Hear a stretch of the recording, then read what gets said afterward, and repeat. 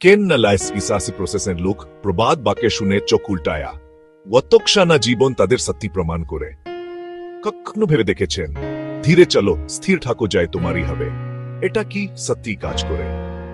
আজ আমি জানতে পারলাম। আমি সব সময় ভাবতাম প্রবাদ বাক্যগুলো শুধু বড়রা জমানি সাজার জন্য বলে, কিন্তু আজ আমি বুঝলাম ডিম ফোটার আগে মুরগি গুনে ফেলো না, এটা খুব সত্যি। বিশেষ করে এখন আমি একটা পুল্লান নিয়ে খুব উত্তেজিত ছিলাম, এটা পুরোপুরি ভেস্তে গেল। তারপর আছে সময়ের এক ফোন্ডা, অসময়ের খাস 10 ফোন্ডা।